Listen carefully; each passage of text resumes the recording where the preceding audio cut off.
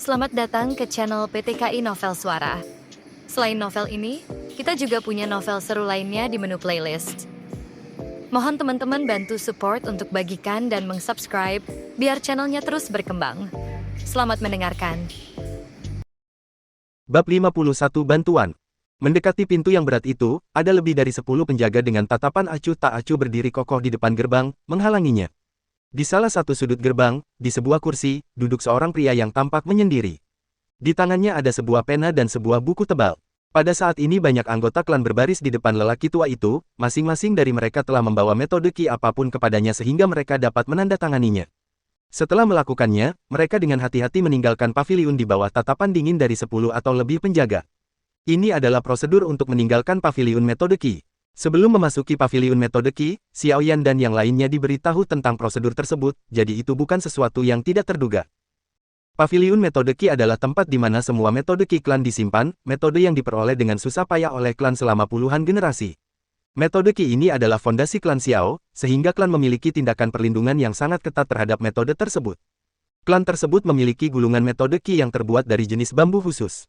Bambu tersebut dapat diartikan sebagai ibu dan anak. Bagian ibu berukuran sebesar telapak tangan, sedangkan bagian anak dapat tumbuh hingga belasan meter. Karena gulungan teknik terbuat dari bahan khusus ini, selama kepala klan memegang bagian ibu, tidak mungkin ada orang yang dapat membawa gulungan tersebut. Saat seseorang meninggalkan area tersebut dengan gulungan anak, gulungan ibu akan memberitahu semua orang. Wilayah pengaruh orang tua kebetulan meliputi seluruh klan Xiao. Oleh karena itu, begitu gulungan teknik meninggalkan klan Xiao, gulungan itu akan terdeteksi. Tentu saja, tidak ada yang mutlak di dunia ini. Seseorang dengan doki yang cukup kuat dapat dengan paksa menghancurkan hubungan antara gulungan-gulungan itu. Namun, dengan kekuatan pada tingkat itu, mengapa seseorang repot-repot mencuri metode ki tingkat Huang? Akhirnya giliran Xiaoyan setelah mengantre selama beberapa waktu. Berjalan ke depan, ia mengeluarkan metode ki dari sakunya dan memberikannya kepada lelaki tua itu. Menerima gulungan merah tua dari Xiaoyan membuat lelaki tua itu sedikit terkejut. Matanya dengan cepat menilai bocah itu sambil berpikir dalam hati, ini, pemurnian api terbakar dilindungi oleh perisai dengan kekuatan Duan Qi ke-9. Bocah kecil ini, tidak menyangka dia benar-benar bisa menembusnya. Sepertinya dia punya beberapa keterampilan. Setelah mencatat bahwa Xiaoyan memiliki gulungan itu, lelaki tua itu mengembalikannya kepadanya dan dengan acuh tak acuh memperingatkan, saya pikir kamu tahu aturannya, kan? Gulungan itu tidak boleh meninggalkan klan, kalau tidak akan ada konsekuensi yang berat. Kamu harus mengembalikan gulungan itu setelah 1 tahun. Tidak boleh ada kerusakan padanya. Sambil menganggukkan kepalanya dengan santai, Xiaoyan bergerak ke samping. Ia bersandar di pintu depan dan menunggu gulungan Sun Er direkam. Sambil tersenyum tipis pada Xiaoyan, Sun Er mengulurkan pergelangan tangannya yang seputih salju dan mengeluarkan gulungannya. Melihat Sun Er berdiri di depannya, wajah lelaki tua yang tanpa ekspresi itu tiba-tiba tersenyum penuh hormat. Menggunakan kedua tangan untuk menerima gulungan itu, ia kemudian dengan cepat mencatat siapa peminjam gulungan itu. Berdiri di samping, Xiaoyan menyipitkan matanya ke arah lelaki tua itu setelah melihat perubahan sikapnya. Jari-jari Xiaoyan secara naluriah sedikit melengkung. Karena lelaki tua ini bertanggung jawab atas paviliun metode ki, posisinya di klan itu setara dengan salah satu dari 3 tetua. Xiaoyan pernah mendengar bahwa lelaki tua ini memiliki julukan di klan, Xiaohan yang berhati dingin. Lelaki tua ini, bahkan jika berbicara dengan ayahnya sendiri, akan tetap berbicara dengan bahasa asing. Wajah tua tanpa emosi, seperti otot orang yang baru saja meninggal, kaku karena rigor mortis. Pria tua berwajah dingin ini, yang bahkan tidak menghormati tetua klan, bersikap sangat hormat di hadapan Sun Er. Hal ini sekali lagi membangkitkan minat Xiaoyan terhadap identitas Sun Er. Sambil mengusap hidungnya, dia memikirkan bagaimana setiap kali Sun Er diam tentang identitasnya. Sambil mengangkat kepalanya, dia melihat Sun Er datang dengan senyum di wajahnya.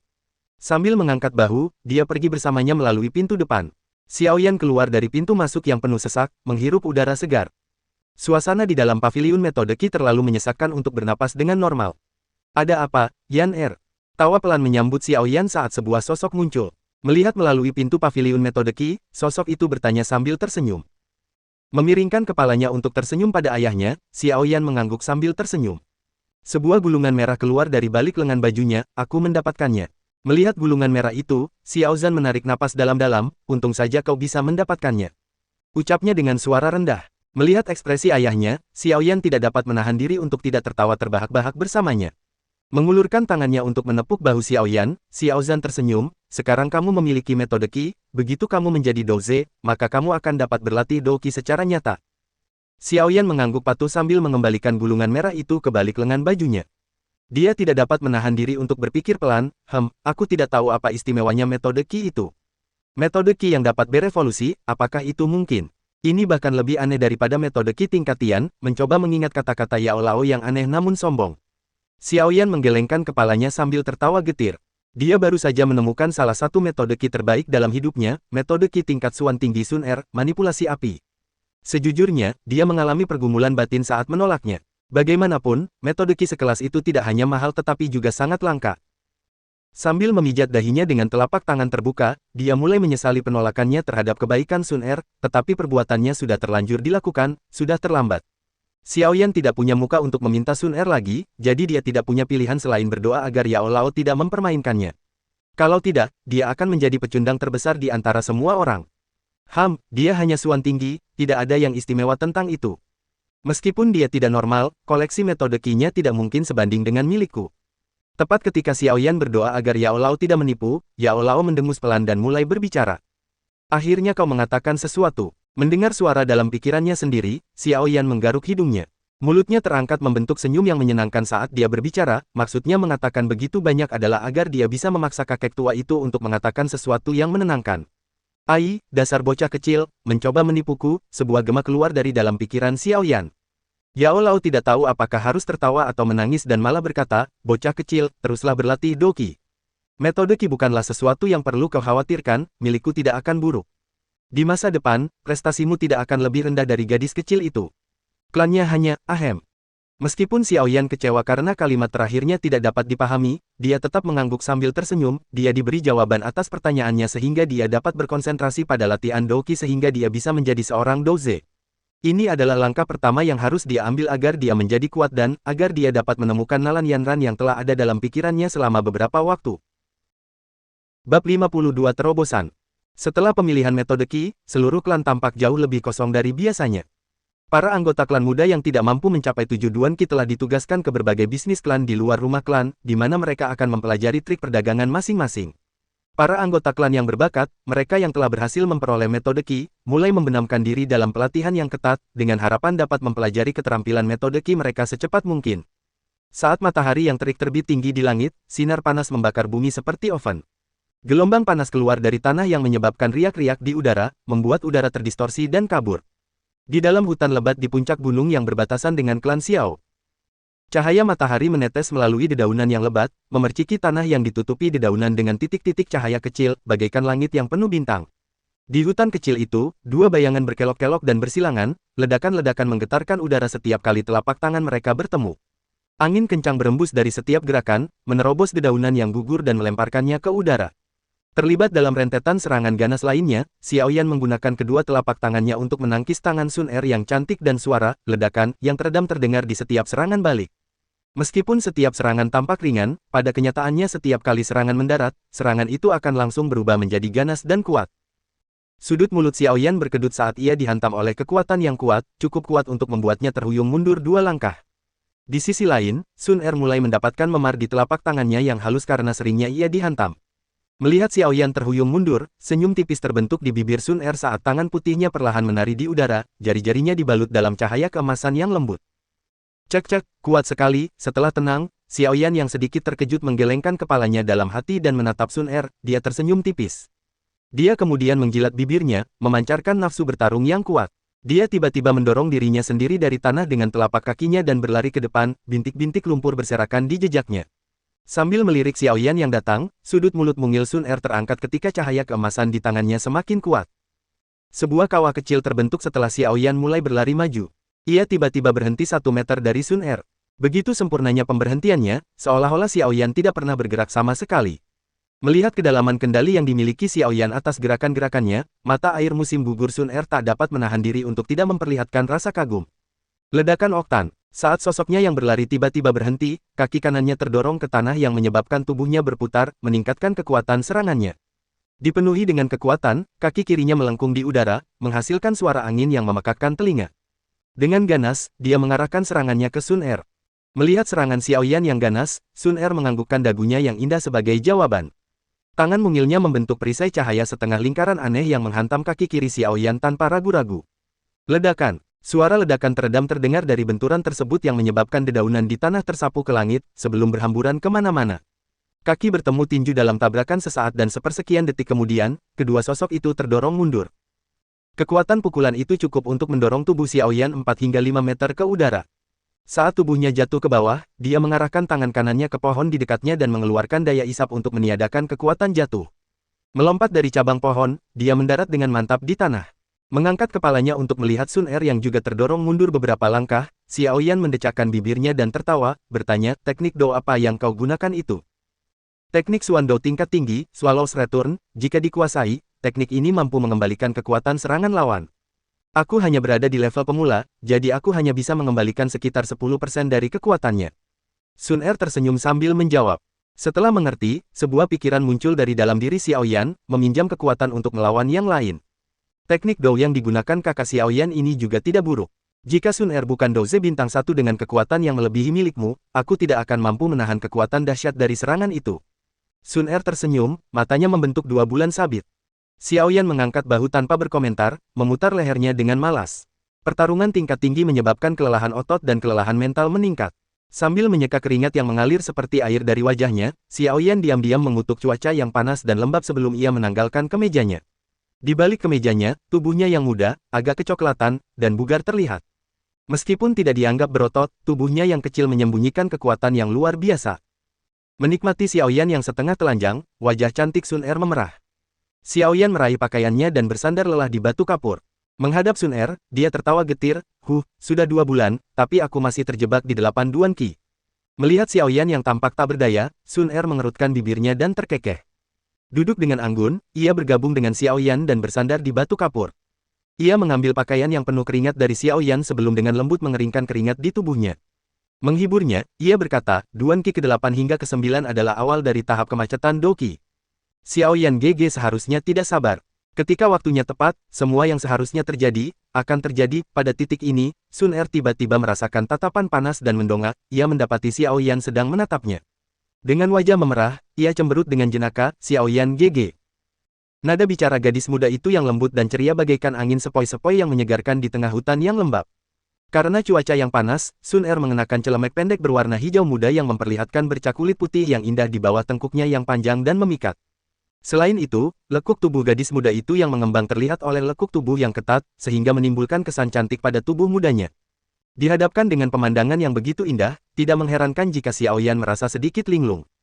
Terbangun dari pingsannya oleh Sun Er, wajah Xiaoyan sedikit memerah. Sambil tertawa malu, ia berbaring di atas batu kapur yang dingin, perlahan-lahan menutup matanya, membiarkan sepasang tangan mungil Sun Er mengusap tubuhnya dengan lembut. Sudut bibirnya yang merah sedikit terangkat ke atas saat Sun Er membantu membersihkan tubuh Xiaoyan. Tanpa menoleh, dia diam-diam melirik sekilas ke seluruh tubuh Xiaoyan, hanya untuk terkejut saat mengetahui bahwa tanpa disadari, Xiaoyan telah tertidur. Sambil menggelengkan kepalanya tak berdaya, Sun Er juga mengerti bahwa pertarungan tingkat tinggi hari ini telah membuatnya kelelahan. Sambil mengernyitkan hidungnya, dia menurunkan pakaiannya saat cahaya keemasan lembut mulai berkumpul di ujung jarinya. Sun Er diam-diam melirik Xiaoyan yang tidak bereaksi, lalu menempelkan jarinya ke kulit Xiaoyan. Cahaya keemasan mengikuti jejak jari itu dan meresap ke dalam tubuh Xiaoyan. Saat cahaya keemasan itu dipindahkan, butiran-butiran keringat mulai mengalir di dahi Sun Er dan dia terlihat sedikit menggertakkan giginya. Tepat saat dia bersiap untuk melanjutkan pemindahan, ekspresi terkejut melintas di wajahnya. Saat ia tertidur lelap di samping batu kapur, tiba-tiba muncul kekuatan hisap yang tak terduga dari dalam tubuh Xiaoyan. Garis-garis Do Qi berkumpul dari sekelilingnya dan mulai mengalir cepat ke dalam tubuhnya. Oh, apakah ini sebuah terobosan? Terdengar desahan kaget dan kagum saat mulut kecil Sun Er membentuk huruf O dan dia diam-diam memperhatikan Xiaoyan yang tanpa sadar menyerap Do Qi. Bab 53/9 Duan Qi. Di dalam hutan kecil yang rimbun, benang-benang Do Qi putih mengalir di udara, terus-menerus diserap oleh tubuh Xiaoyan saat ia tertidur. Melihat Xiaoyan, yang praktis telah menjadi penyerap energi, Sun Er merasa terkejut sekaligus senang. Diam-diam menjauhkan diri darinya, dia berdiri dalam keadaan berjaga diam-diam dan menjaga area tersebut. Jika Xiaoyan terbangun dari kondisi latihan meditasinya, dia akan kehilangan kesempatan untuk naik ke level berikutnya. Keberhasilan kemajuan Xiaoyan dapat dikatakan hampir pasti. Saat Do Qi terserap, jejak kelelahan samar di wajah Xiaoyan berangsur-angsur memudar. Seperti sepotong batu giok hangat, wajahnya yang halus dan cantik bersinar dengan cahaya pucat. Selama 1 jam berikutnya kejadian-kejadian ini terus berlanjut di dalam hutan kecil yang lebat, hingga akhirnya tiba di ujungnya. Akhirnya, ketika sisa-sisa Doqi terakhir memasuki Xiaoyan, hutan kecil itu kembali tenang seperti semula, sinar matahari yang terik terus menyinari hutan. Meskipun mata Xiaoyan tertutup rapat, dadanya naik turun dengan lancar dan mantap.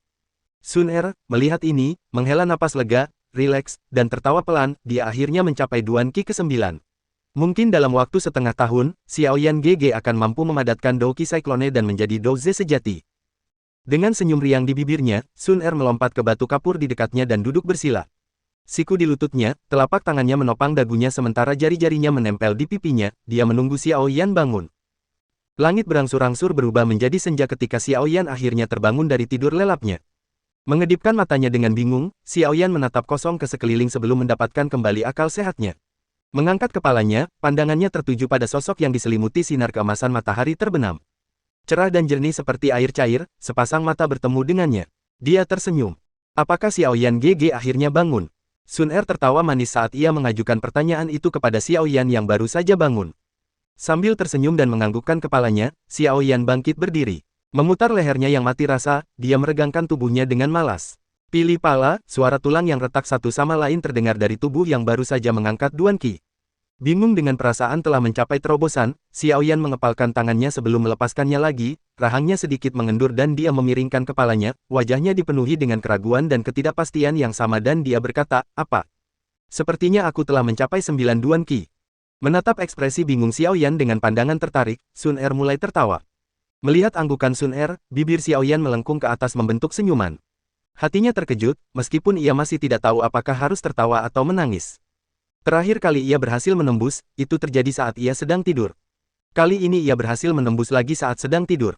Cara menerobos seperti ini agak terlalu lucu. Dengan kuat memukul udara beberapa kali secara beruntun dan merasakan Doqi yang lebih kuat dibanding beberapa jam yang lalu, Xiaoyan tak dapat menahan tawa. Setelah melupakan semua rasa terkejutnya, Xiaoyan akhirnya menyadari warna langit yang suram. Sambil tersenyum meminta maaf kepada Sun Er, dia tahu bahwa Sun Er telah menunggunya selama ini. Sambil mengenakan kembali pakaiannya, dia mulai bercanda dengan Sun Er, tidak pergi. Hari ini hari yang baik jadi mengapa kamu tidak membiarkan dia mentraktirmu makan enak di kota Wutang? TL, G saudara dan GG saudara. Kiki, kalau begitu aku mau makanan yang paling mahal, dia menjawab sambil tertawa kecil. Sambil berjinjit di atas batu kapur beberapa saat, dia dengan hati-hati menjatuhkan diri di samping Xiaoyan, mengeluarkan tawa samar seperti lonceng yang menyebar di hutan hijau yang lembut. Untuk mengucapkan terima kasih kepada Sun Er karena telah menunggu sepanjang sore, Xiaoyan menyempatkan diri mengajak Sun Er berjalan-jalan di sekitar kota Wutang sebelum berpisah dengannya di klan. Sambil menyeret kakinya yang masih agak bersemangat kembali ke kamarnya, Xiaoyan menjatuhkan diri dengan berat ke tempat tidurnya dan memeluk selimutnya. Sambil bergumam pelan pada dirinya sendiri, dia berkata, akhirnya, aku akhirnya akan menjadi Douze sekali lagi. Hei, terobosan yang baru saja kau lakukan, itu semua berkat gadis kecil itu. Dari tengah ruangan, tiba-tiba terdengar suara tawa seorang lelaki tua. Mengangkat satu kelopak matanya, Xiaoyan menatap malas ke arah Yao Lao dan mengerutkan alisnya, apa hubungannya Sun Er dengan ini? Dia pasti punya peran, kalau tidak, kau akan butuh waktu seminggu untuk menerobos sendiri. Tubuh transparan Yao Lao duduk di kursi, nadanya yang santai bergema di seluruh ruangan. Sambil mengangkat bahunya dengan enggan, Xiaoyan melemparkan kepalanya kembali ke dalam selimutnya. Saat ini aku sudah berada di level 9 Duan, jika aku ingin menerobos menjadi Douze, aku khawatir itu akan memakan waktu setengah tahun atau lebih. Setelah mengatakan itu, dia berhenti sejenak dan menyingkirkan selimutnya. Wajahnya yang sebelumnya terfokus menjadi suram, suaranya sekarang menampakkan nada dingin, 1 tahun telah berlalu dan aku masih belum menjadi Douze bintang 1. Jika keadaan terus berlanjut seperti ini, aku khawatir aku tidak akan bisa mengejar Nalan Yanran dalam 3 tahun. Mendengar ini, Yao Lao mengangkat matanya untuk melihatnya namun tetap diam. Nalan Yanran sedang dilatih untuk menjadi pemimpin fraksi Mystic Cloud berikutnya. Bakatnya tidak bisa dikatakan rendah sama sekali dan fraksi Mystic Cloud juga cukup kuat. Mereka bahkan memiliki alkemis tangguh Pil King Gu He di antara barisan mereka, jika dia membantu Nalan Yanran, kecepatannya akan sangat mengerikan. Itu tidak akan lebih lambat dari kecepatan latihanku. Xiaoyan berpikir keras dalam hati. Yao Lao memiringkan kepalanya ke arah Xiaoyan dan melihat mata Xiaoyan yang jernih seperti kristal terfokus padanya. Yao Lao langsung tertawa tetapi tetap tidak berkomentar. Melihat wajah Yao Lao, Xiaoyan hanya bisa memutar matanya. Kata-katanya tidak ada gunanya. Setelah terdiam beberapa saat, Yao Lao mendesah pelan. Berdiri dan berjalan ke arah Xiaoyan, bibirnya mulai melengkung membentuk senyum, orang Gu He itu tidak lebih dari seorang alkemis tingkat 6. Apakah dia layak disebut Raja Pil? Selain memurnikan pil, apa lagi yang bisa dia lakukan? Mendengar Yao Lao berbicara seperti ini, wajah Xiao Yan tiba-tiba berubah menjadi senyum. Pada saat ini, dia tahu bahwa guru misterius itu akhirnya akan menunjukkan tangannya. Besok, kamu akan pergi membeli beberapa bahan. Bubuk pengumpul Qi, kamu akan memakannya seperti permen, aku tidak percaya Nalan ini akan menerima perlakuan seperti ini. Dengan kedua tangan di belakang punggungnya, Yao Lao mencibir dengan bangga. Bab 54, mengumpulkan uang. Tentu saja, mengatakan bahwa ia akan dapat memakan pil pengumpul Qi seperti permen adalah pernyataan yang agak sombong. Namun, mengingat keterampilan Yao Lao, dengan bahan yang cukup, membantu Xiao Yan memurnikan puluhan pil pengumpul Qi bukanlah masalah. Namun, bahkan dengan semua pernyataan sombong Yao Lao, Xiao Yao tidak sempat merasakan kegembiraan apapun. Dengan setiap materi yang diminta diucapkan oleh Yao Lao, Xiao Yan tidak dapat menahan perasaan semakin terpuruk. Besok, siapkan 4 bunga teratai daun tinta berusia 50 tahun, 2 buah bisa ular matang, 1 ikat rumput pengumpul roh berusia 20 tahun, dan batu ajaib atribut air tingkat 2, terdengar suara acuh Yao Lao dan ketika melihat tatapan kaku dan jauh Xiao Yan, dia tidak bisa menahan diri untuk tidak terkejut. Ada apa? Teratai daun tinta berusia 50 tahun. Bunga seusia itu dijual seharga 3.000 koin emas dan itu hanya untuk 1 bunga. Buah racun ular yang matang. Itu dianggap sebagai salah satu bahan alkimia kelas bawah teratas, bahkan apotek tidak menjualnya, itu harus melalui keberuntungan belaka jika seseorang ingin mendapatkannya dan setidaknya 8.000 koin emas diperlukan untuk membeli satu saja. Dan rumput pengumpul roh berusia 20 tahun. Ya Tuhan, aku hanya pernah mendengar barang ini muncul di pelelangan hanya sekali dan harga awalnya adalah 10.500 emas. Bahkan batu ajaib atribut air peringkat 2, yang termurah dari semua bahan, akan membutuhkan setidaknya 2.000 keping emas. Xiao Yan menyeka alisnya yang berkeringat dan dengan kesakitan mengeluarkan erangan, bahan-bahan ini saja akan menghabiskan biaya sekitar 50.000. Di mana di dunia ini aku akan mendapatkan sejumlah besar uang? Mendengar Xiao Yan merengek, Yao Lao hanya memutar matanya dan mengangkat bahunya dengan nada mengejek, mendapatkan bahan-bahan itu adalah masalahmu. Itu tidak ada hubungannya denganku, aku hanya akan bertugas memurnikan bahan-bahan itu. Siap, biaya untuk semuanya akan terlalu tinggi. Jika aku benar-benar akan memakan gathering Qi powder seperti permen, aku khawatir kekayaan klan Xiao pun tidak akan mampu menutupi biayanya. Sambil memaki dirinya sendiri, Xiao Yan meraba kartu hijau yang disembunyikannya di bawah bantal dengan sedikit penyesalan. Tanpa daya, dia berkata, aku hanya punya 10.000 gold tersisa dari penjualan Foundation Elixir, tidak cukup untuk membeli bahan-bahan yang kau butuhkan. Yao Lao tertawa sambil duduk santai di kursi, memperlihatkan bahwa urusan mendapatkan bahan-bahan bukanlah urusannya. Sambil memijat kepalanya, Xiao Yan meringis kesakitan sambil melanjutkan pikirannya, pertama, aku akan menggunakan uang ini untuk membeli bahan-bahan untuk ramuan dasar. Lalu aku akan menjualnya di rumah lelang, kalau tidak, aku tidak akan pernah mendapatkan cukup uang. Yao Lao mengangguk puas. Baginya, memurnikan sesuatu yang rendahan seperti ramuan dasar bukanlah hal yang sulit. Sambil menghela napas pendek, Xiao Yan menjatuhkan diri kembali ke tempat tidurnya dan tertawa getir, menjadi miskin itu sangat menyebalkan. Keesokan paginya, Xiao Yan diam-diam meninggalkan klan menuju apotek di kota Wutan dan membeli semua bahan yang dibutuhkan untuk ramuan dasar. Setelah itu, Xiao Yan mencari kedai minuman di daerah terpencil dan masuk ke sana. Karena ia akan menjual ramuan itu untuk digunakan orang lain, ia bisa membiarkan Yao Lao mencampur bahan-bahannya tanpa perlu repot-repot. Jadi, seperti terakhir kali, Xiao Yan membeli bahan-bahan yang termurah dan berkualitas rendah. Karena dia sangat membutuhkan uang, Xiao Yan membeli cukup bahan untuk membuat 7 ramuan dasar, yang telah menguras seluruh uang di kartu hijau. Sambil menunggu Yao Lao mengolah bahan-bahannya, Xiao Yan mulai mengibaskan kartu hijau di tangannya. Sambil menggelengkan kepala, Xiao Yan menyadari bahwa ia telah kembali ke keadaan kemiskinannya semula. Kali ini, Yao Lao telah menghabiskan waktu 1 jam penuh untuk membuat semua ramuan dasar. Menata masing-masing dari 7 botol giok putih dengan rapi di atas meja, Xiao Yan tidak dapat menahan senyum lebar. Dengan hati-hati membungkus setiap botol dengan kain, ia mengikatnya erat-erat di punggungnya. Sambil menepuk-nepuk ramuan di punggungnya dengan lembut, Xiao Yan mengenakan jubah hitam besar untuk menyembunyikan dirinya dan ramuan itu dari pandangan sebelum tertawa sendiri saat keluar dari bar. Di rumah lelang primer di dalam aula inspeksi harta karun, juru lelang utama primer auktion, Ya Fei, menatap 7 botol giok kecil berisi Foundation Elixir di depannya dengan kaget. Matanya kehilangan kilaunya yang biasa dan dia mencondongkan tubuh ke depan dengan sudut yang berbahaya. Batuk duduk tidak terlalu jauh dari Ya Fei dengan kantung hitamnya, Xiao Yan terbatuk, membuatnya kembali waspada. Tangannya yang putih pucat dengan lembut meraba botol-botol giok itu sambil mengendusnya untuk mencoba dan memastikan keaslian ramuan itu. Setelah beberapa saat, dia menyerahkan botol-botol itu kepada Guni, ahli alkemis dalam pelelangan itu. Mengambil ramuan dasar darinya, Guni mulai memeriksa botol itu dengan saksama dan kemudian berkata, semua ini benar-benar ramuan dasar. Mendengar konfirmasi Guni, alis Yafei terangkat karena terkejut. Dia mengamati sosok berjubah hitam di depannya dan wajahnya tersenyum. Dengan daya tarik yang paling kuat yang bisa dia kerahkan, dia berkata, aku tidak menyangka setengah tahun kemudian, Paman akan memberi kita bisnis sebesar ini. Kapan ramuan itu akan dijual? Sosok berjubah itu bertanya dengan suara Yao Lao. Apakah Paman butuh uang sekarang? Jika Anda tidak terlalu sibuk, maka saya sarankan untuk menunggu selama 1 atau 2 hari. 7 botol ramuan dasar jarang sekali masuk ke pasaran pada waktu yang bersamaan. Jika Anda membiarkan rumah lelang mempublikasikannya maka keuntungan Anda pasti akan jauh lebih tinggi. Yafei tersenyum manis sambil menyarankan idenya. Mendengar hal itu, sosok berjubah itu terdiam sesaat dan sesaat, terdengar erangan pelan sebagai konfirmasi. Mendengar jawabannya, wajah Yafei yang tersenyum berubah sejenak. Tangan putihnya meraih cangkir teh dan mendekatkannya ke bibirnya. Sekarang dia bisa memastikan bahwa sosok berjubah hitam ini adalah seorang alkemis tingkat 2, jika bukan seorang alkemis tingkat 3. Sambil menyeruput tehnya, sosok berjubah itu berbicara sekali lagi dengan suara tua, mungkin rumah lelangmu bisa membantuku mendapatkan beberapa bahan alkimia juga. Mata Yafei yang cerah berbinar saat dia duduk di atas kursi. Sambil tersenyum lebih lebar, dia berkata, bahan apa yang diinginkan Paman?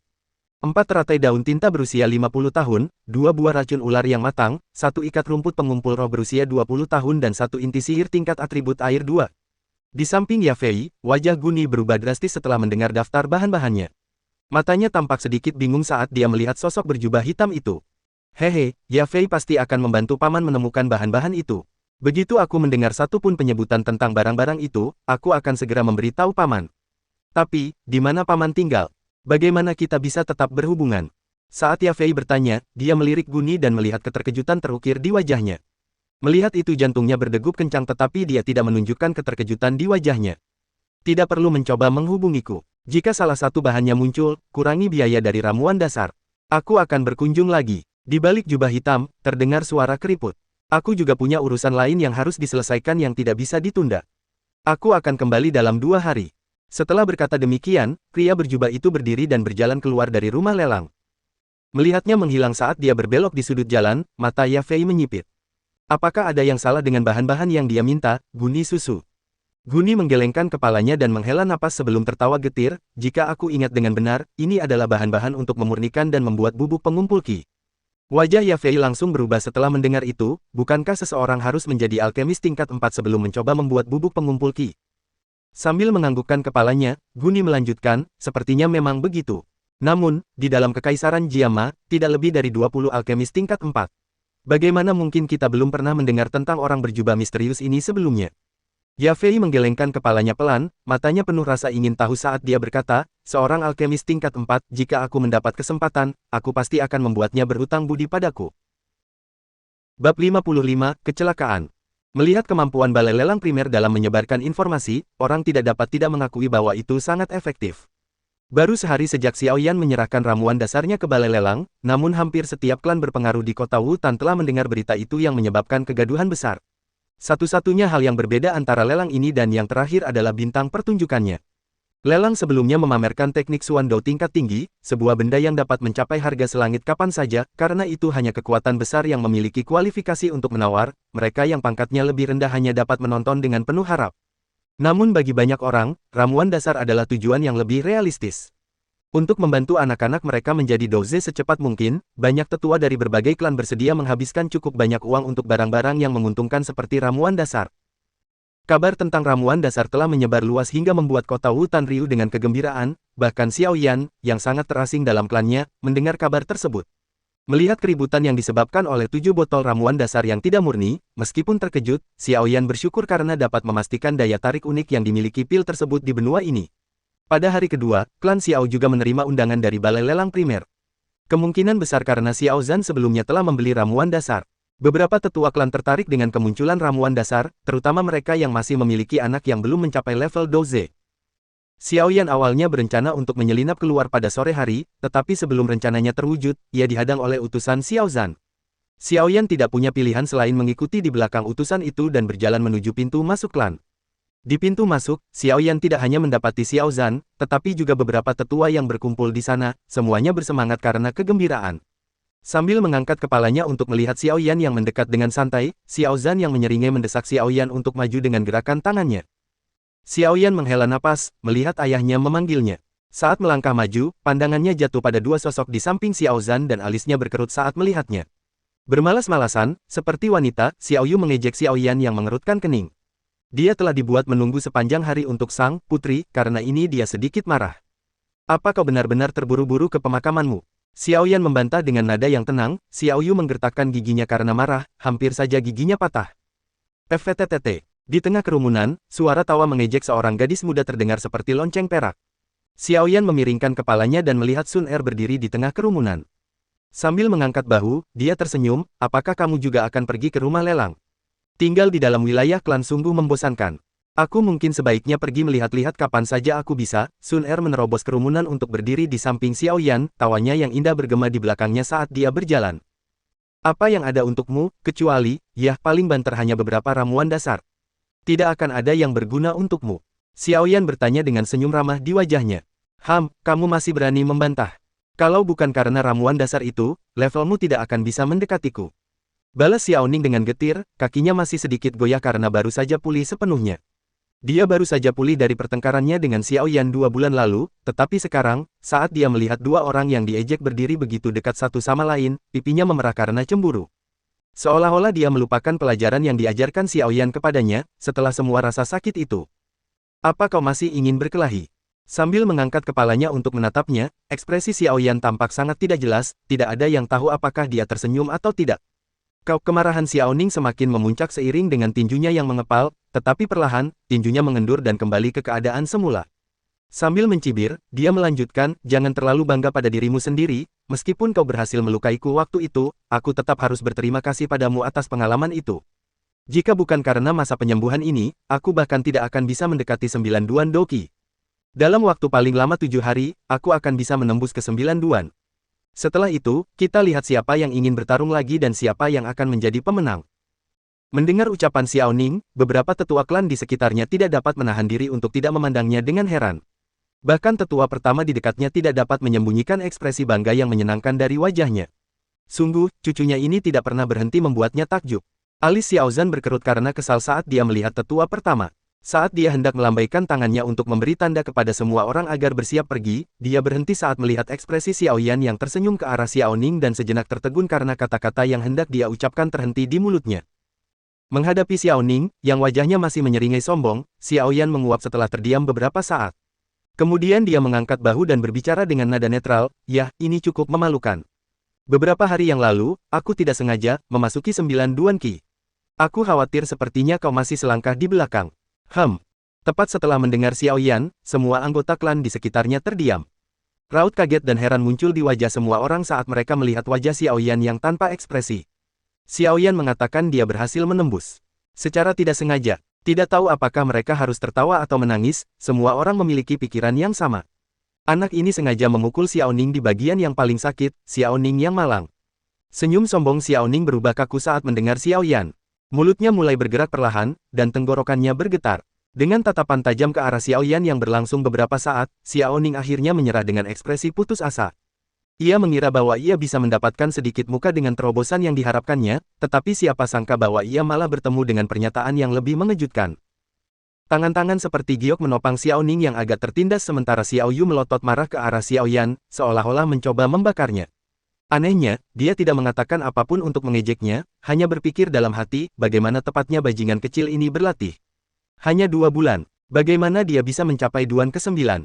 Meski ada permusuhan di antara mereka, Xiao Yu tetap terpesona dengan kemajuan pesat Xiao Yan. Haha, suara tawa menggelegar dari Xiao Zhan, kekesalannya sebelumnya memudar saat dia melihat wajah-wajah terkejut dari anggota klannya. Sambil melirik ke arah tetua pertama, dia tersenyum dan berkata, ayo kita mulai, pelelangan akan segera dimulai, jika ada penundaan lagi, kita akan kehilangan kesempatan. Melihat para tetua berjalan keluar dari pintu utama, Xiao Zhan tidak dapat menahan diri untuk tidak berbalik dan dengan senang hati mengacak-acak rambut putranya. Dia memuji Xiao Yan dengan nada gembira, lumayan, kamu telah membuat ayahmu bangga sekali lagi. Si tua bangka itu, tetua pertama, terus-menerus membicarakan tentang betapa berbakatnya cucunya sampai aku hampir merasa ingin bunuh diri karena kesal, dia jelas ingin klan berinvestasi dalam sebotol ramuan dasar untuk cucunya. Berputar-putar seperti itu, sungguh orang tua pelit yang sangat menyebalkan. Dengan rambutnya yang acak-acakan, Xiao Yan memaksakan senyum. Dia merentangkan tangannya dengan polos sambil melangkah keluar dari pintu utama sambil menjawab dengan enggan, awalnya, aku tidak ingin mengungkapkannya, tetapi dia memaksaku. Dari kejauhan pintu, mendengar perkataan Xiao Yan, mulut Xiao Ning berkedut karena hatinya menjadi berat karena kesuraman dan depresi. Babak 56, Akademi Jianan. Bagi Balai Lelang Primer, hari ini jelas merupakan hari tersibuk dalam setengah tahun terakhir. Di dalam ruang resepsi yang luas dan lapang, banyak orang mengobrol dan bergerak yang membuat kepala Xiao Yan sakit karena semua kebisingan itu. Seolah-olah ada serangga besar yang berdengung di telinga mereka dan tidak mau pergi. Melihat kerumunan yang begitu padat sehingga semut pun tidak bisa melewatinya, Xiao Zhan menggelengkan kepalanya tak berdaya. Akan lebih baik jika penjaga keamanan rumah lelang membantu mengawal kelompoknya melalui pintu masuk VIP. Itu akan menjadi cara terbaik untuk masuk. Di dalam rumah lelang, meskipun jumlah orangnya tidak terlalu sedikit, dibandingkan dengan ruang tunggu di luar, suasananya relatif tenang. Xiao Zhan melihat sekeliling lantai yang ramai saat ia berjalan santai bersama Xiao Yan dan beberapa anggota klan lainnya untuk mencari tempat duduk mereka. Duduk di salah satu kursi tepi, Xiao Yan melihat sekeliling aula dengan ekspresi bosan sambil bersandar di kursinya tanpa peduli di dunia. Kakak, setengah tahun lagi, masa pendaftaran Akademi Jianan akan dimulai, kan? Xiao Yan duduk santai dan hampir tertidur ketika telinganya menangkap pertanyaan yang diajukan Xiao Ning. Penyebutan nama khusus itu membuat alisnya sedikit terangkat karena tertarik. Akademi Jianan, Akademi Doki yang terkenal di daratan Doki, dipersenjatai dengan kekuatan yang jauh melampaui imajinasi orang biasa. Konon, seseorang harus memiliki level Dadoshi untuk menjadi guru di Akademi Jianan. Dan, bahkan fraksi awan berkabut yang terkenal tidak dapat menandingi kekuatan Akademi Jianan. Di daratan Doki, Akademi agak berbeda dengan klan. Jika seseorang bergabung dengan klan, ia tidak hanya akan dibatasi oleh klan tetapi juga harus mengawasi setiap tindakannya karena hal itu akan berdampak pada klan. Akademi berbeda karena semua ikatan akan diputus setelah lulus. Meskipun demikian, manusia bukanlah hewan yang tidak berperasaan. Di menara gading seperti akademi, para siswa menjadi mudah terikat dengan akademi. Setelah lulus, perasaan samar ini akan menjadi alasan mengapa para lulusan bersedia mendukung akademi dengan kemampuan terbaik mereka. Bantuan satu orang mungkin tidak akan membuat banyak perbedaan, tetapi jika ada ribuan atau puluhan ribu orang yang membantu, itu akan menjadi kekuatan yang cukup menakutkan. Dan ini adalah tujuan dari setiap akademi. Mendaftar di akademi juga merupakan jalan pintas terbaik untuk memperoleh teknik Do dan metode Qi. Di akademi setingkat Jianan, jika kinerja seseorang luar biasa, ia mungkin menarik perhatian seorang guru, yang akan membuka pintu menuju metode Qi dan teknik Do tingkat tinggi. Dengan keduanya di tangan, jarak untuk menjadi Doze yang kuat akan diperpendek sedikit. Metode Qi, teknik Do, dan pil alkimia adalah tiga komoditas yang paling dicari di daratan Doki. Akademi Jianan mendominasi dua bidang ini, sehingga orang-orang di seluruh daratan percaya bahwa jika seseorang dapat memasuki Akademi Jianan, mereka tidak perlu lagi khawatir tentang masa depan mereka. Setiap orang yang lulus dari Akademi Jianan adalah bakat yang sangat dicari dengan prospek yang cerah. Oleh karena itu, tiap tahunnya, banyak sekali pemuda dari seluruh negeri Jiama mencoba segala macam ide dengan harapan bisa masuk ke Akademi Jianan. Jadi, Akademi Jianan jelas merupakan tempat yang bagus, tetapi kriteria pendaftarannya sangat ketat, mencapai Duan Doki ke-9 sebelum usia 18 tahun. Persyaratan ini menghalangi banyak orang yang kurang berbakat dan hanya orang-orang yang benar-benar berbakatlah yang tersisa untuk memasuki Akademi Jianan. Setelah mendengar pertanyaan Xiao Ning, Xiao Yu mengangguk sedikit.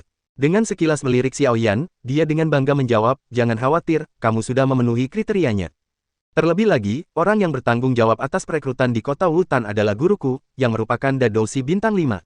Ditambah lagi fakta bahwa aku di sini untuk menyampaikan sepatah kata untukmu, jelas tidak ada masalah untukmu sama sekali. Haha, hebat sekali. Mendengar jawabannya, wajah Xiao Ning berseri-seri seperti kembang api dan menganggukkan kepalanya tanda gembira. Mendengar percakapan mereka, mulut Xiao Yan sedikit berkedut. Jika sebelumnya, ia hanya bisa masuk Akademi Jianan dengan harapan memperoleh teknik Do dan metode Qi tingkat tinggi. Namun sekarang, karena ia memiliki Yao Lao, yang asal-usulnya masih menjadi misteri, sebagai guru, Akademi Jianan tidak lagi menarik baginya. Apakah Xiao Yan GG tidak berencana untuk mengikuti ujian masuk Akademi Jianan dalam waktu setengah tahun? Sun Er bertanya dengan lembut, setelah menyadari ketidaktertarikan Xiao Yan.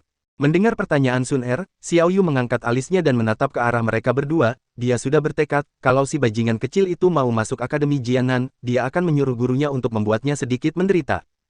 Xiao Yan mengusap hidungnya dan menjawab dengan malas, tidak tertarik. Apa yang bisa kupelajari dari sekumpulan anak-anak yang lemah?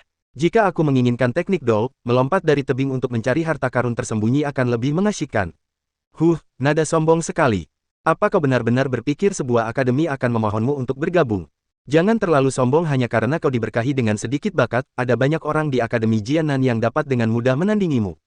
Sebenarnya, tidak masuk akan lebih baik untukmu, mengingat karaktermu yang penuh kebencian, yang akan kau temukan di sana hanyalah dunia pemukulan. Saat Xiao Yan meremehkan akademi yang sangat dibanggakannya, Xiao Yu menyela dengan dingin saat ekspresinya berubah dingin. Xiao Yan mengalihkan pandangannya untuk menatap Xiao Yu yang marah, kedua sisi mulutnya melengkung ke bawah, namun dia tidak peduli padanya. Janjinya dengan Nalan Yanran harus dipenuhi dalam waktu kurang dari 2 tahun. Satu-satunya tujuannya sekarang adalah melampaui wanita itu. Tidak banyak waktu yang tersisa, tetapi perbedaan di antara mereka masih terlalu besar. Xiao Yan tidak percaya bahwa ada orang di Akademi Jianan yang dapat membantunya melampaui Nalan Yanran dalam 2 tahun yang tersisa. Karena mereka tidak dapat menolongnya, mengapa ia repot-repot mendaftar ke akademi yang buruk itu? Kecuali jika mereka dapat mengajarinya seni alkimia seperti Yao Lao. Tetapi bahkan jika mereka dapatkah mereka menyamai keterampilan Yao Lao? Sambil menggelengkan kepalanya, Xiao Yan memutuskan untuk tidak berdebat dengannya tentang akademi lagi. Sambil melihat-lihat, dia menemukan bahwa 2 anggota klan besar lainnya juga telah memasuki pelelangan. Setelah kerumunan lain lewat, Xiao Yan tiba-tiba merasakan tatapan dingin. Saat menoleh sebentar, dia menyadari pemilik tatapan itu adalah orang yang pernah berselisih dengannya di pasar, Jia Laiao. Saat ini, Tuan Muda Klan Jia Lai sedang menatapnya dengan niat jahat sambil sesekali melirik penuh nafsu ke arah sosok Sun Er yang menawan di sampingnya. Hal ini menyebabkan Xiao Yan balas menatap, mengundang senyum jahat dari Tuan Muda itu.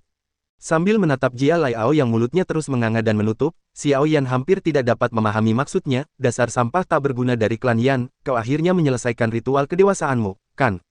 Lebih baik jangan biarkan Tuan Muda menemuimu di kota Wutan atau kalau tidak. Hehe. Sedikit menyipitkan mata ke arah Jia Laiao yang tertawa terbahak-bahak, Xiao Yan tersenyum tipis saat cahaya kental melintas di matanya. Bab 57, Iklan. Melepaskan tatapan dinginnya, Xiao Yan tidak bertindak namun malah melengkungkan ke-10 jarinya sementara kekuatan dorong tarik aneh mulai terkumpul di telapak tangannya, seolah-olah tangannya hidup dan bernapas. Setelah menyempurnakan tangan vakum dan telapak api selama lebih dari setahun, Xiao Yan, meskipun tidak dapat mengatakan bahwa keahliannya telah mencapai kesempurnaan, dapat dengan yakin mengatakan bahwa ia dapat beralih di antara kedua keahlian itu dengan jauh lebih lancar. Jika Xiao Yao bertarung dengan seseorang, dapat dipastikan bahwa ia dapat dengan cepat melepaskan kedua teknik Dou secara bersamaan dan melukai pihak lain.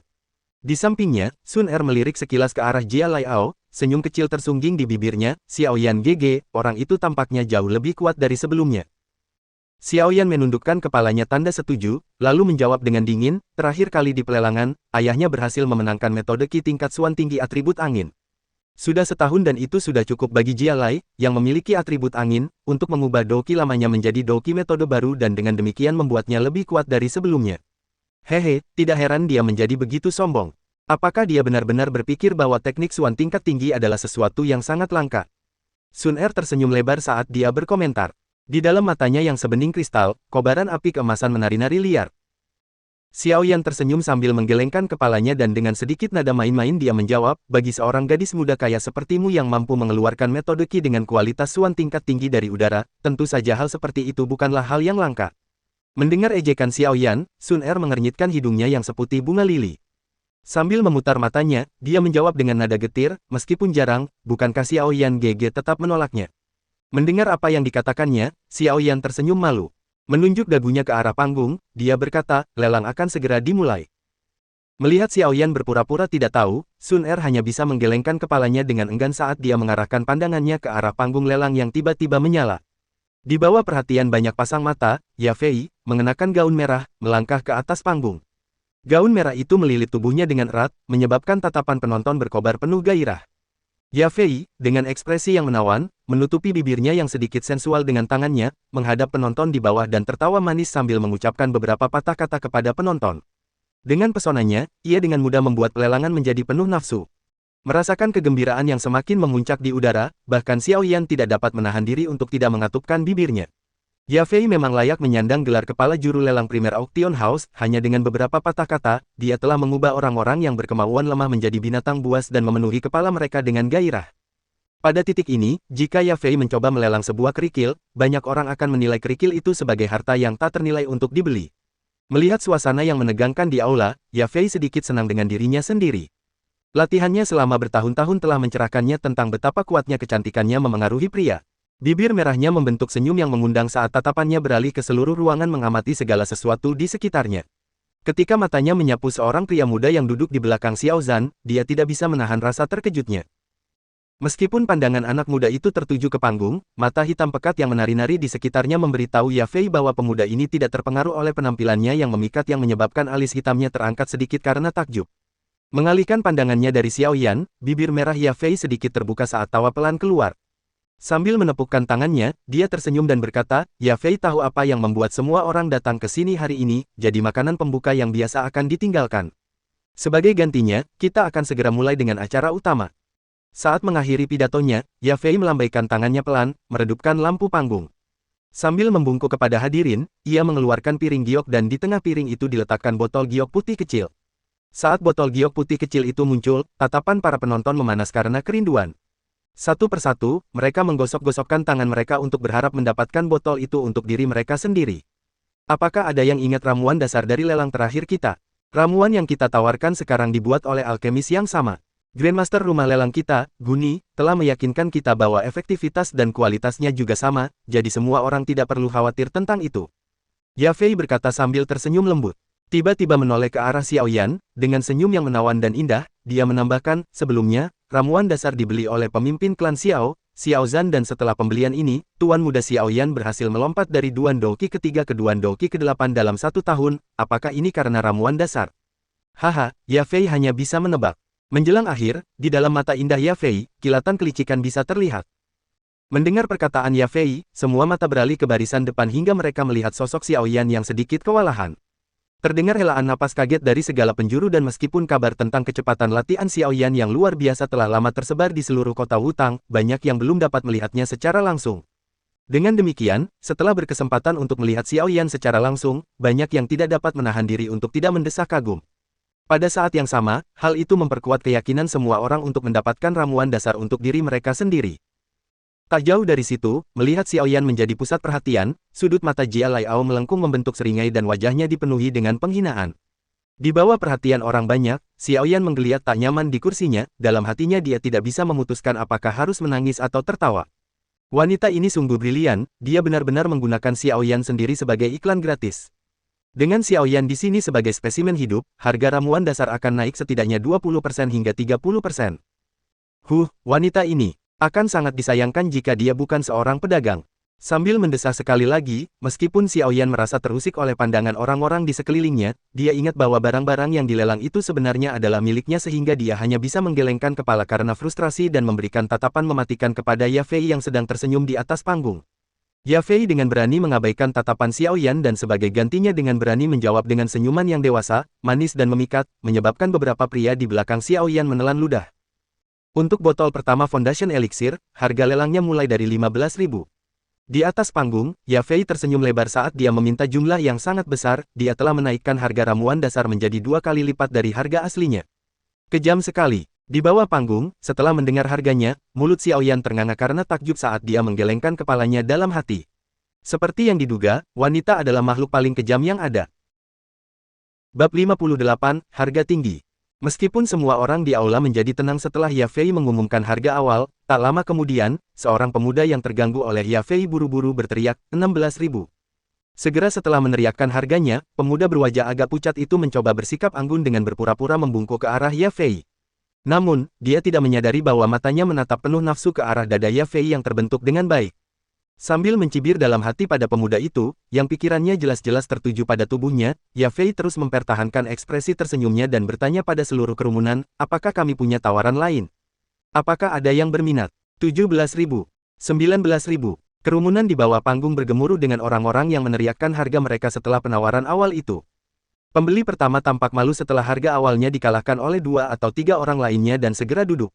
Mendengar harga yang terus mengalir, Xiao Yan tidak bisa menahan rasa terkejutnya dan hanya bisa menghela napas karena terkejut. Para pembeli menginginkan ramuan dasar itu jauh lebih besar dari yang diantisipasinya. Tampaknya membiarkan balai lelang primer menyebarkan berita tentang ramuan dasar itu adalah keputusan yang bijaksana. 3 klan utama bersikap sebagai penonton dalam hal ramuan dasar ini dan dengan demikian pihak yang lebih lemah memanfaatkan kesempatan itu dan mulai berebut untuk menyebutkan apapun yang akan mereka bayar.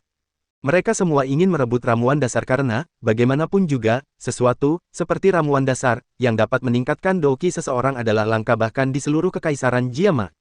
Setelah setengah jam harga diumumkan, Foundation Elixir pertama terjual setelah tawaran mulai terhenti di sekitar 47.000. Melihat ekspresi gembira di wajah pembeli gendut itu, Xiao Yan benar-benar terdiam. Ia tidak menyangka ada orang yang menginginkan ramuan dasar lebih gila dari ayahnya. Biaya pembuatan satu ramuan dasar sekitar 1.000 koin emas, tetapi di sini harganya 10 kali lipat.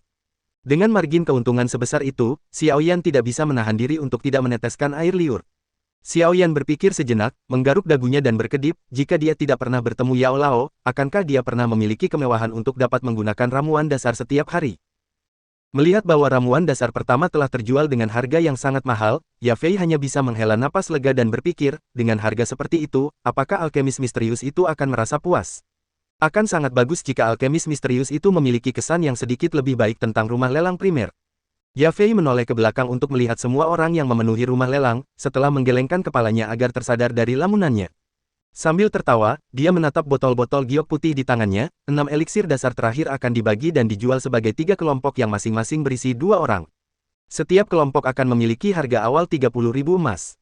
Sambil menatap kedua botol Foundation Elixir, semua orang menjadi diam aneh. Mereka memandang ketiga klan utama yang berdiri agak jauh hanya untuk sesaat. Namun, momen singkat itu sudah cukup bagi mereka untuk mengetahui bahwa 3 klan itu akan bergerak. 31.000. Pemimpin klan Jialai Bi terdiam sesaat setelah harga diumumkan, lalu perlahan meneriakkan tawarannya. Hehe, Jialai Bi, apakah metode Qi yang kamu beli terakhir kali menguras perbendaharaan klanmu? Bagaimana mungkin kamu begitu pelit sekarang? Apakah kamu bahkan bisa menyisihkan 1.000 emas sekarang? Ao Bapak tiba-tiba mengejek setelah mendengar harga yang diberikan Jialai Bi. Wajahnya sedikit berkedut, Jialai Bi menatap Ao Bapak dengan satu mata. Alih-alih membalas hinaan, dia mengalihkan tatapan dinginnya kembali ke botol giok putih di atas panggung. 35.000. Teriak Ao Bapak. Dia menatap Jia Leibi dengan nada mengejek saat dia memberikan tawarannya. 38.000. Jia Leibi mengikutinya. 45.000. Ao Bapak terus memprovokasi pemimpin klan lainnya. 50.000. Saat harga ini diumumkan, tangan Jia Leibi mulai gemetar. Meskipun sulit baginya untuk mengakuinya, seperti yang dikatakan Ao Bapak sebelumnya, klan Jialai telah menggunakan tabungan beberapa tahun untuk membeli metode Suan Qi tingkat tinggi. Jadi baru-baru ini, pendapatan klan Jialai telah menyusut lebih dari 20% hingga 30%. 55.000, 56.000. Penonton yang lain hanya bisa menghela napas dengan menyesal melihat mereka berdua, meskipun mereka punya cukup uang, mereka tetap tidak punya cukup kekuatan untuk menantang 3 klan besar. Lagi pula, masing-masing dari 3 klan besar kota Wutang memiliki setidaknya 3 praktisi tingkat Dadoshi yang kuat. Meskipun kekuatan ekonomi merupakan pilar penting yang menghidupi sebuah klan, jika tidak ada kekuatan militer untuk melindungi kekuatan ekonomi ini, dengan kekayaan dunia, mereka tetap tidak akan kuat. Oleh karena itu, para penonton lainnya dengan bijaksana menghindari memasuki pertarungan lelang antara kedua klan ini, sambil sesekali melirik ke arah klan Xiao, yang masih duduk di pagar. Ketika harga ramuan dasar naik menjadi 73.000, Jia Leibi yang berwajah pucat akhirnya mengundurkan diri. Dengan keadaan klannya saat ini, ia tidak mampu lagi terus menghambur-hamburkan uang. Melihat wajah pucat Jia Leibi, Ao Bapak dengan gembira menarik kembali tubuhnya, senyum cerah menghiasi wajahnya. Sementara keduanya bertarung, Yafei mengamati dari atas panggung sambil mempertahankan senyumnya yang memikat. Tatapannya mirip dengan tatapan serigala yang mengincar domba gemuk. Baru setelah harga lelang terakhir ditetapkan, Yafei dengan enggan membiarkan palu kecil di tangannya menghantam ke bawah. Ketika Yafei sekali lagi mendorong 2 ramuan dasar lainnya, Xiao Zhan yang pendiam akhirnya bergerak. Nada bicaranya yang acuh tak acuh terdengar lebih dulu daripada yang lain, menyebabkan Jia Leibi yang sudah putus asa semakin terpuruk dalam depresi. 70.500. Sebuah suara yang dipenuhi dengan tekad untuk menang bergema di seluruh aula. Di atas panggung, bahkan Yafei pun tercengang oleh dorongan Xiao Zhan, butuh beberapa saat untuk pulih dari kebingungannya, dia akhirnya tersenyum dan bertanya, apakah ada orang lain? Duduk di kursinya, Jia Leibi menatap tajam ke arah Xiao Zhan yang tengah tersenyum, sambil mengumpat dalam hati, bajingan, kalau bukan karena dia, bagaimana mungkin klan Jia Laiku bisa jatuh ke kondisi memalukan ini? Api kemarahan menyala-nyala di matanya saat Jia Leibi menggertakkan giginya dan dia tiba-tiba berteriak dengan suara penuh kepahitan, 85.000. 95.000. Tanpa melirik Jia Leibi, Xiao Zhan melambaikan tangannya, memberi kesan bahwa dia akan mampu memenuhi tawaran berapapun yang diajukan Jia Leibi. Melihat Xiao Zhan bertekad untuk menang dengan cara apapun, sudut mulut Jia Leibi berkedut, namun orang bisa melihat bahwa jauh di dalam matanya, dia menyeringai dengan gembira. Meskipun dia sedikit ragu saat dia mengatupkan rahangnya, 100.000. Mendengar tawaran Jia Laibi, seluruh aula bergemuruh. Menggunakan 100.000 koin emas untuk membeli 2 botol ramuan dasar sungguh gila. Jelas itu kerugian besar. Sambil mengamati Jia Laibi yang tampak siap bertarung sampai mati, Xiao Yan tersenyum tipis. Sambil menggelengkan kepala, ia berbicara kepada Sun Er dengan suara pelan, "Aku yakin jika ayah menawar sekali lagi, orang itu akan lepas tangan dari transaksi yang merugikan ini."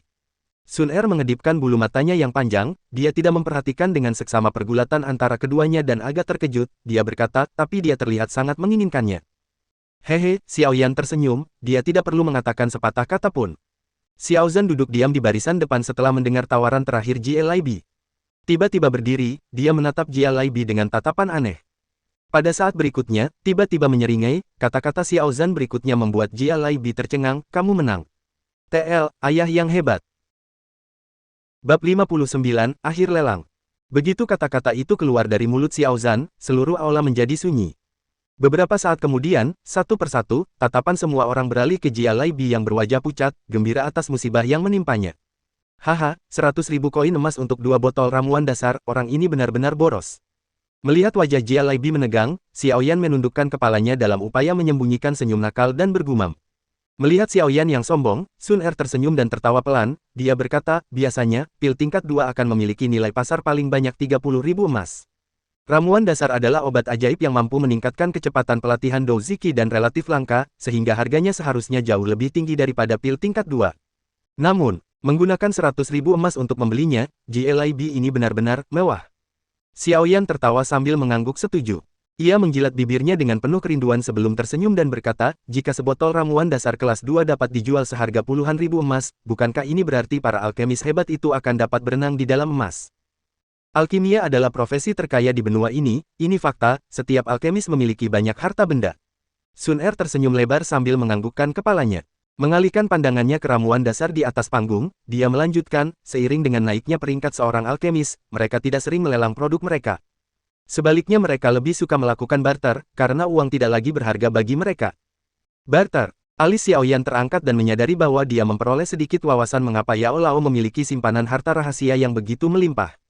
Ya, mereka menggunakan hal-hal seperti teknik Dou, metode Qi, bahan-bahan alkimia langka atau inti monster tingkat tinggi untuk ditukar dengan pil-pil tersebut. Sudut-sudut bibirnya yang merah muda terangkat ke atas, membentuk senyum saat Sun Er melanjutkan ceramahnya, hasilnya, sering dikatakan bahwa alkemis adalah profesi yang paling diidam-idamkan di benua ini.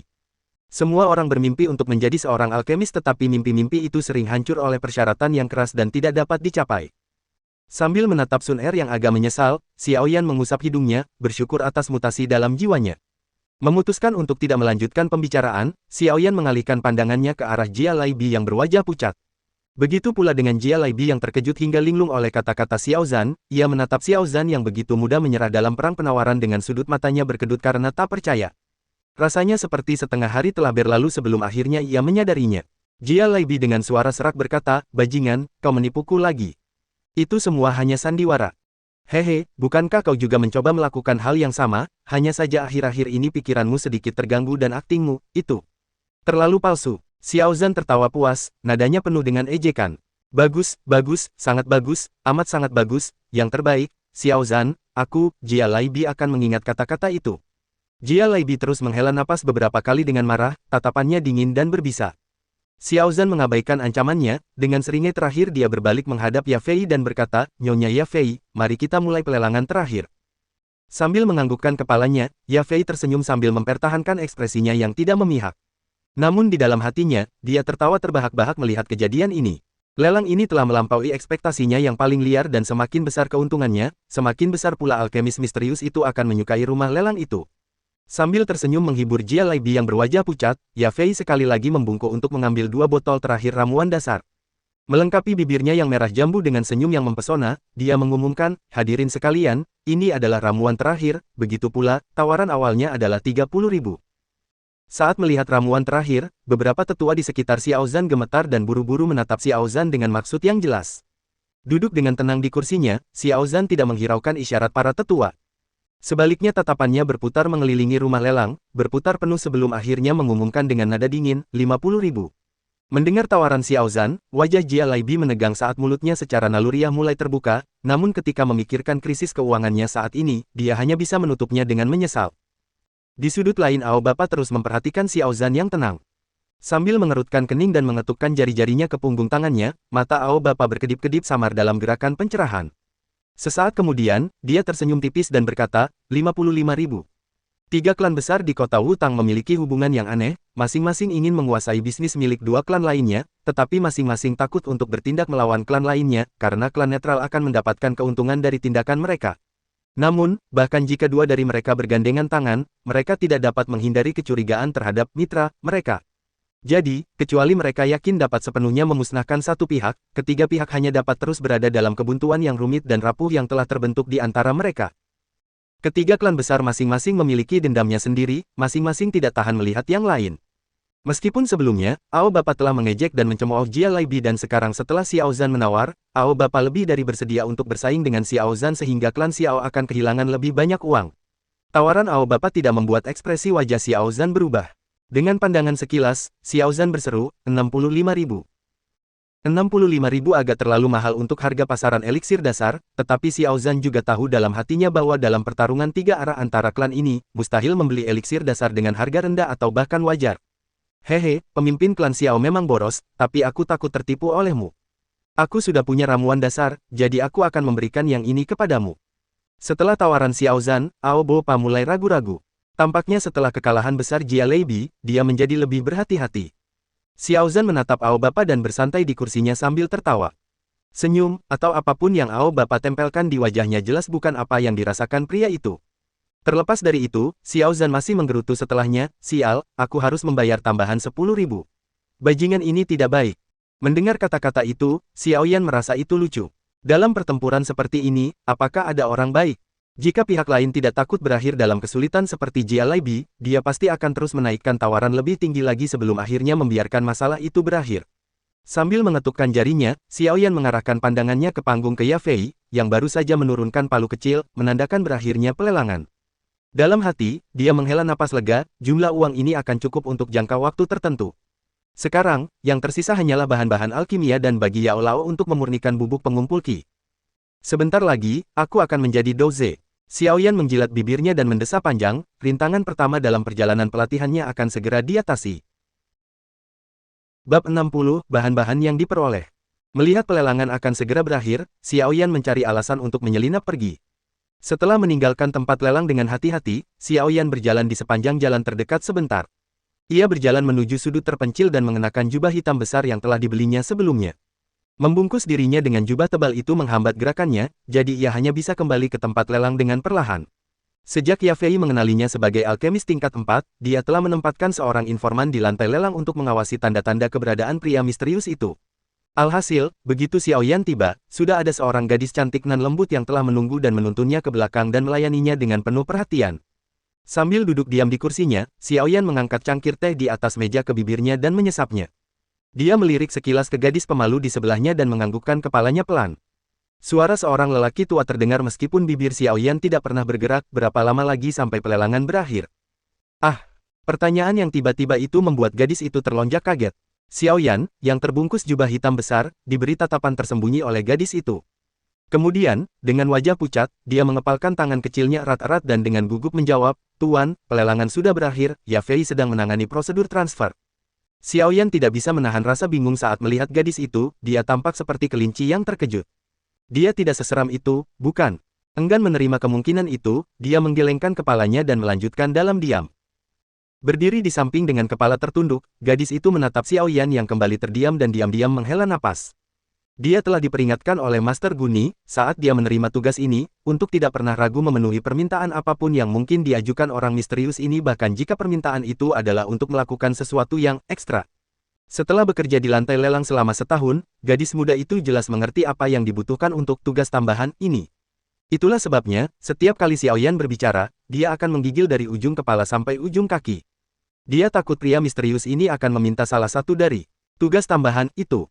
Gadis itu berdiri gemetar selama sekitar 10 menit, setelah itu terdengar suara langkah kaki di luar pintu. Dia akhirnya bisa sedikit rileks. "Oh, Tuan, Anda datang sangat pagi. Sueli seharusnya menjamu Anda dengan baik, bukan?" Pinggang Yafei yang seperti ular bergoyang dan dia menunjukkan sikap memikat saat dia perlahan berjalan ke dalam ruangan. Sosoknya yang berlekuk-lekuk dapat membuat pria yang kurang bisa mengendalikan diri merasakan dorongan yang membara. Sucubus, hatinya berteriak lagi. Xiao Yan mundur, dan mengangguk pelan. Melihat Xiao Yan mengangguk, gadis yang berdiri di samping itu sekali lagi menghela napas. Dia membungkuk hormat dan segera pergi. Melihat penampilan Xiao Yan yang tidak menunjukkan sedikit pun ketidakpuasan, Yafei merasa lega. Dia memberinya senyuman yang mengandung pesona surgawi. Senyumnya membuat Xiao Yan tersentak kaget. Saat berinteraksi dengan penyihir wanita ini, Xiao Yan tidak berani lengah. Di balik jubahnya, dia membelai cincin hitam polos itu, dengan tergesa-gesa menyerahkan tanggung jawab untuk berbicara dengan Yao Lao.